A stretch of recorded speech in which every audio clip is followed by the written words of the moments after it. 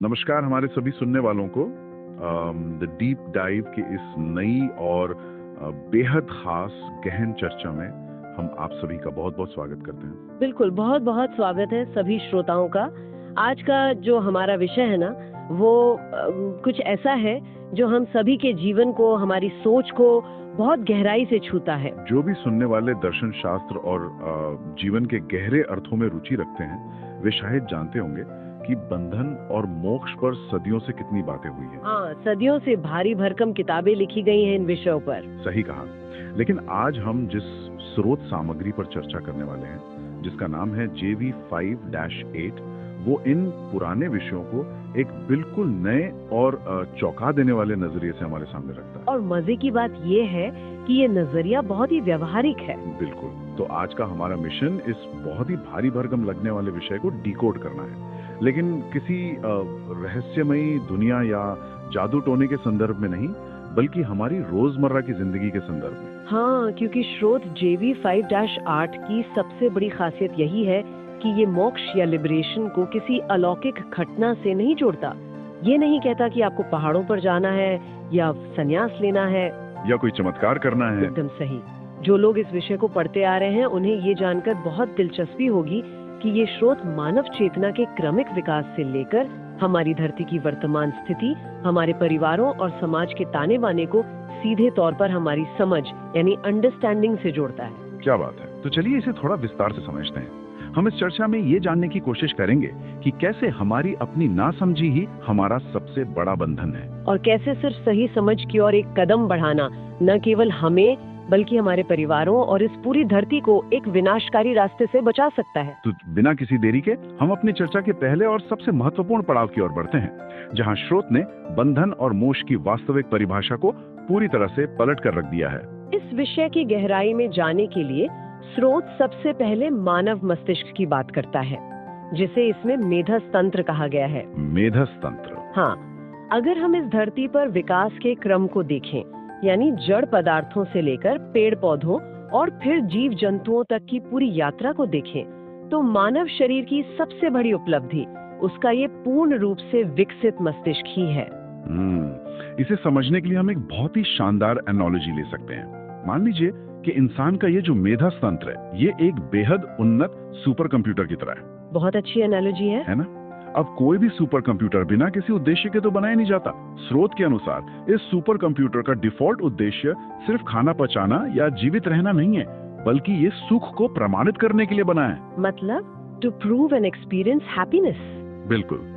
इसका डिजाइन ही ऐसा है कि इंसान समझदार होकर सुख पूर्वक जिए। लेकिन यहाँ एक बहुत बड़ा विरोधाभास नजर आता है। अगर हमारे पास सुख को प्रमाणित करने वाला इतना गजब का सुपर कंप्यूटर है, तो फिर इंसानी समाज में इतना तनाव क्यों है, इतना दुख क्यों है? ये बहुत ही सटीक सवाल है और यहीं से बंधन की असली परिभाषा निकल कर आती है। स्रोत बहुत ही स्पष्ट शब्दों में कहता है कि किसी कमरे या जेल या किसी बुरी परिस्थिति में फंसे होना असली बंधन नहीं है। तो फिर असली बंधन क्या है? लेखक के अपने शब्दों में कहें तो नासमझी और भ्रम ही बंधन है। नासमझी और भ्रम ही बंधन है। बिल्कुल। तनाव इसलिए है क्योंकि हम इस बेहतरीन सुपर कंप्यूटर का इस्तेमाल उन कामों के लिए कर रहे हैं जो जानवरों के स्तर के हैं। मतलब हम इसे सिर्फ बेसिक सर्वाइवल के लिए इस्तेमाल करें। हाँ, जब इंसान सिर्फ आहार, निद्रा, भय और मैथुन तक सीमित रह जाता है तो वो सबसे गहरे बंधन में है। इंसान होकर जानवरों जैसे क्रियाकलापों को ही अपने जीने का आधार मान लेना सबसे बड़ा भ्रम है। लेकिन एक सवाल ये भी उठता है कि आखिर हम इस भ्रम में फंसते कैसे हैं? कोई भी इंसान जानबूझकर तो नासमझ नहीं बनना चाहता ना। सही बात है। स्रोत में इस पर जो विचार रखे गए हैं वे हमारी सामाजिक व्यवस्था की एक बहुत ही कड़वी सच्चाई को उजागर करते हैं। लेखक ने 3 बहुत ही भारी लेकिन एकदम सटीक शब्दों का इस्तेमाल किया है: कामोन्मादी मनोविज्ञान, भोगोन्मादी समाजशास्त्र और लाभोन्मादी अर्थशास्त्र। ये शब्द सुनने में भारी जरूर है, लेकिन इनकी सच्चाई बहुत गहरी है। अगर हम इसे आसान भाषा में डिकोड करें तो ये एक ऐसे समाज की तस्वीर है जो केवल वासना, अंधाधुंध उपभोग और मुनाफे के इर्द गिर्द घूमता है। बिल्कुल। और अगर हम इससे अपने रोजमर्रा के जीवन और खासकर हमारे परिवारों के संदर्भ में देखें तो ये एक बहुत ही गहरी विडंबना की ओर इशारा करता है। वो कैसे? देखिए, हर घर में हम अपने बच्चों को आशीर्वाद देते हैं कि वे संस्कारी बने, सुशील बने, एक अच्छे इंसान बने। लेकिन दूसरी तरफ हम उन्हें जिस समाज और शिक्षा व्यवस्था में धकेलते हैं, उसका पूरा जोर सिर्फ मुनाफे और अंधाधुंध उपभोग यानी खर्च बढ़ाने पर होता है। अरे बाप रे, दोनों बातों में तो कोई तालमेल ही नहीं है। हम बच्चों से उम्मीद करते हैं मानवीय आचरण की, लेकिन उन्हें तैयार करते हैं एक लाभोन्मादी यानी प्रॉफिट ड्रिवन मशीन का पुर्जा बनने के लिए। और यहीं पर सबसे बड़ी दरार आती है। यहीं से परिवार टूटते हैं और इंसान बंधन में जकड़ता चला जाता है। स्रोत स्पष्ट करता है कि हमें अपने परिवारों का ध्यान सिर्फ भोग और खर्च से हटाकर समझदारी की ओर ले जाना होगा। मतलब shifting the focus from expenditure to understanding. एकदम सही। जब एक परिवार का मुख्य लक्ष्य सिर्फ अधिक से अधिक चीजें बटोरना या खर्चे बढ़ाना नहीं होता, बल्कि जीवन को समझना होता है, तब जाकर हम एक मजबूत परिवार और जिम्मेदार नागरिकों का निर्माण कर पाते हैं। जब तक समाज सिर्फ मुनाफे पे टिका रहेगा, तब तक इंसान नासमझी के इस बंधन में ही रहेगा। क्या बात है, ये बहुत ही पावरफुल थॉट है। और इसी समझ के साथ मोक्ष की वो नई परिभाषा जन्म लेती है जो पुरानी सभी धारणाओं को तोड़ देती है। हाँ, पुरानी धारणाएं अक्सर हमें डराती हैं या भड़काती हैं। बिल्कुल। मोक्ष मृत्यु के बाद आसमान में मिलने वाली कोई चीज नहीं है। स्रोत की मूल पंक्तियों में बहुत ही सुंदर बात लिखी है। न कोई गया है, न कोई आएगा, जो है सब अस्तित्व में है। ये पंक्ति तो जैसे सदियों के रहस्यवाद को एक झटके में खत्म कर देती है। हाँ, यानी ये जन्म मरण के चक्कर से मुक्ति जैसी पुरानी और रहस्यमयी धारणाओं को पूरी तरह नकारता है। तो फिर मुक्ति का असल रास्ता क्या है? इसके लिए स्रोत में एक बहुत ही सरल लेकिन शक्तिशाली वाक्य है। मानव समझदार होता है तो बंधन से मुक्ति पा जाता है। बस इतनी सी बात है। हाँ, मोक्ष का अर्थ है समझदार हो जाना और एक मानव के रूप में अपने सही आचरण को पहचान लेना। तो अगर हम इस पहले हिस्से का एक त्वरित सारांश निकालें, तो ये स्पष्ट होता है कि बंधन कोई लोहे की जंजीर या कोई पिछला कर्म नहीं है, बल्कि ये हमारी अपनी नासमझी और समाज द्वारा थोपी गई उपभोगवादी मानसिकता है। सच्ची मुक्ति या मोक्ष बस जीवन के प्रति इस सही समझ का विकसित होना है। बिल्कुल सही समराइज किया आपने। अब जब हम समझदारी के इस रास्ते की बात कर ही रहे हैं, तो लोग अक्सर इसे साधना या ध्यान से जोड़कर देखने लगते हैं। हाँ, मेडिटेशन से। हमारे स्रोत के दूसरे हिस्से में इसी समझदारी के मार्ग और ध्यान के यथार्थ पर बहुत ही व्यवहारिक और यथार्थवादी चर्चा की गई है। ये हिस्सा मुझे व्यक्तिगत रूप से बहुत पसंद आया, क्योंकि साधना और ध्यान को लेकर हमारे समाज में कई तरह की अवास्तविक उम्मीदें हैं। बहुत ज्यादा उम्मीदें हैं, और जब ऐसा नहीं होता तो लोग निराश हो जाते हैं। बिल्कुल, लेकिन स्रोत के लेखक ने अपने स्वयं के अनुभवों को बड़ी ही ईमानदारी से साझा किया है, जो हर उस इंसान को राहत दे सकता है जिसने कभी भी आंख बंद करके ध्यान लगाने की कोशिश की है। वास्तव में जब कोई भी इंसान ध्यान करने बैठता है तो उसके दिमाग में दुनिया भर के ऊटपटांग विचार आने लगते हैं। हाँ, कभी लगता है कि अरे किराना का सामान लाना भूल गया, या फिर कभी 10 साल पुरानी कोई बहस याद आ जाती है कि मुझे उस वक्त वो जवाब देना चाहिए था। एकदम सच है। और फिर लगने लगता है कि ये साधना तो हमारे बस की बात ही नहीं है। लेकिन यहाँ लेखक के शब्द बहुत ही तसल्ली देने वाले हैं। वो कहते हैं, जब तक आदमी समाधिस्थ नहीं हो जाता तब तक ऊटपटांग विचार ना आए, ऐसा कोई कायदा अस्तित्व में नहीं है। ये हम सभी के लिए कितनी बड़ी राहत की बात है। ये बताता है कि दिमाग में उलझुल विचार आना एकदम प्राकृतिक है। यही हर साधक का संघर्ष है। अस्तित्व में ऐसा कोई नियम ही नहीं है कि शुरुआती दौर में ही मन एकदम शून्य हो जाए। और इसी के साथ स्रोत एक और बड़े भ्रम पर गहरी चोट करता है, चमत्कार बनाम वास्तविकता का भ्रम। हाँ, लोग अक्सर सिद्धियों के पीछे भागते हैं। इस समझदारी के रास्ते में किसी भी तरह के रहस्यवाद या तथाकथित सिद्धियों का कोई स्थान नहीं है। हवा में उड़ना या रातों रात कोई खजाना मिल जाना, ऐसी कोई जादुई सिद्धि नहीं होती।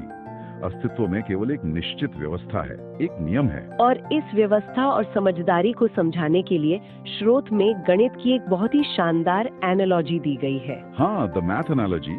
चलिए इसे अपने श्रोताओं के लिए थोड़ा खोल कर समझते हैं। मान लीजिए कि करोड़ों बच्चों को गणित का एक ही सवाल हल करने के लिए दिया जाता है। ठीक है। अब जो बच्चे सही जवाब देंगे, उन करोड़ों बच्चों का उत्तर सिर्फ एक ही होगा।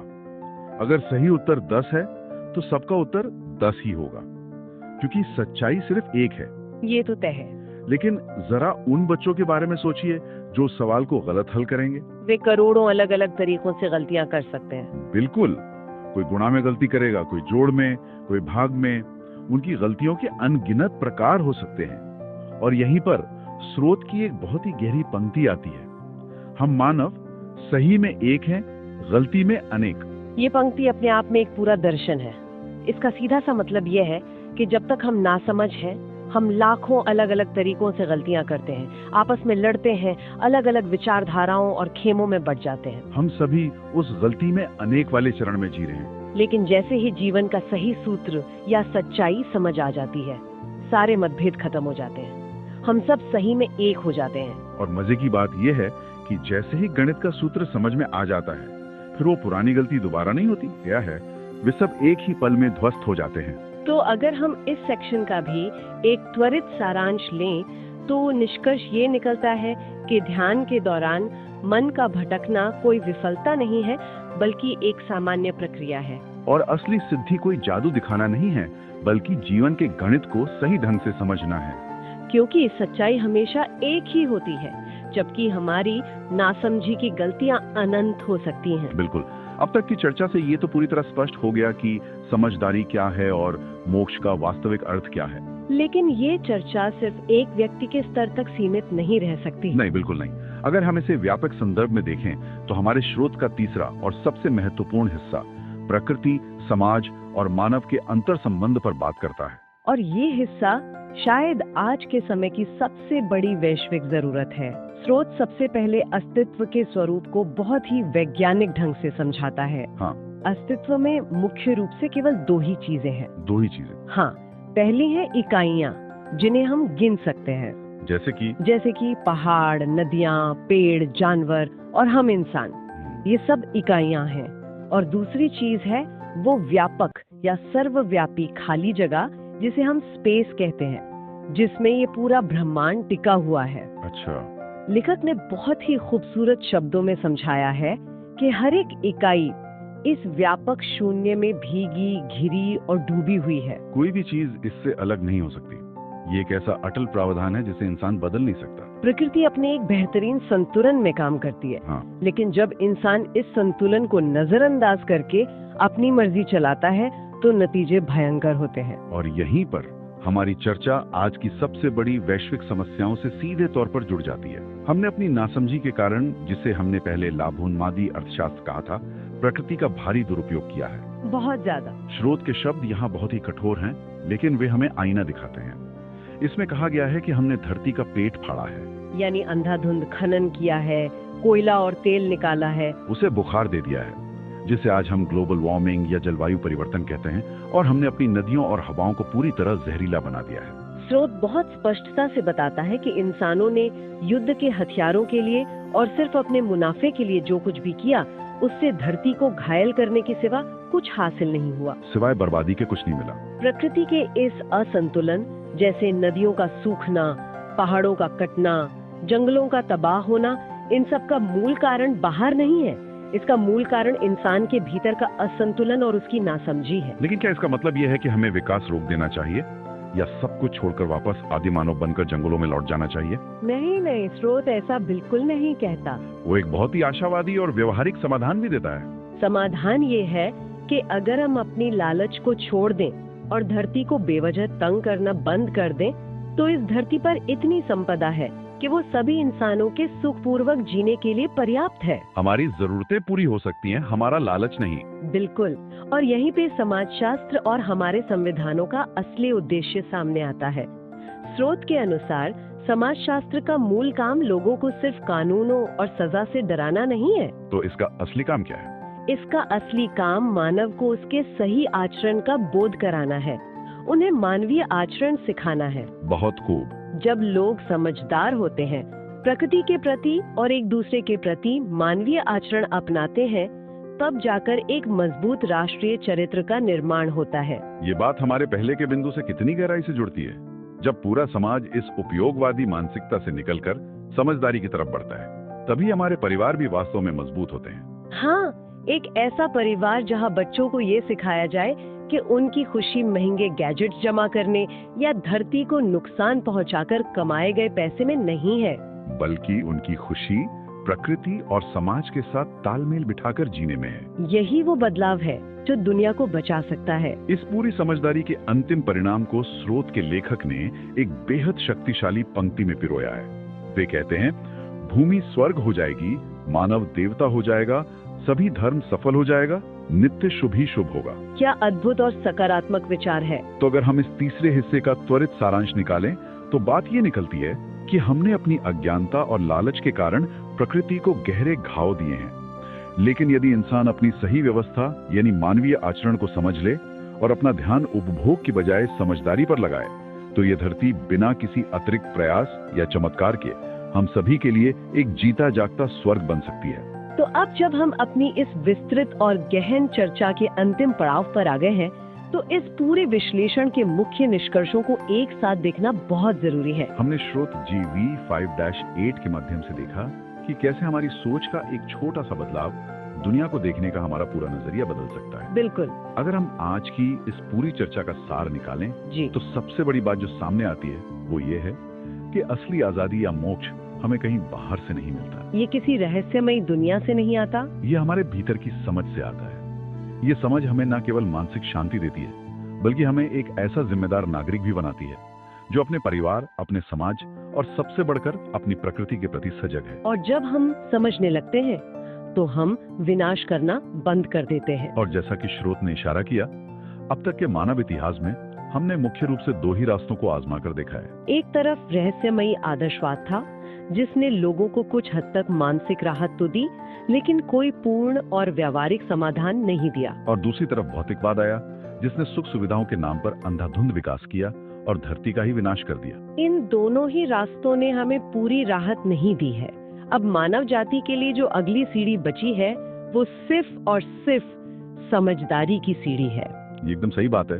हम सभी को ये चुनना होगा कि हम गलती में अनेक की उस भीड़ का हिस्सा बने रहना चाहते हैं या सही में एक बनकर जीवन के उस गणित को सुलझाना चाहते हैं। और इसी विचार के साथ हम आज अपने सुनने वालों के लिए एक बहुत ही गहरा और विचारोत्तेजक प्रश्न छोड़कर जा रहे हैं। वो प्रश्न ये है कि अगर दुनिया की हर समस्या, चाहे वो हमारे अपने दिमाग के अंदर चल रहा तनाव हो, परिवारों के टूटते रिश्ते हों या फिर बाहर का बढ़ता ग्लोबल वार्मिंग हो, अगर ये सब केवल जीवन के गणित की एक गलती है तो हम सब अपनी दिनचर्या में ऐसा कौन सा एक सही सूत्र अपना सकते हैं ताकि हम गलती में अनेक की उस अंधी दौड़ से निकलकर सही में एक बन सकें। इस सवाल पर जरूर विचार कीजिएगा। द डीप डाइव की इस गहन चर्चा में हमारे साथ जुड़ने और ज्ञान की इस यात्रा का हिस्सा बनने के लिए बहुत बहुत धन्यवाद।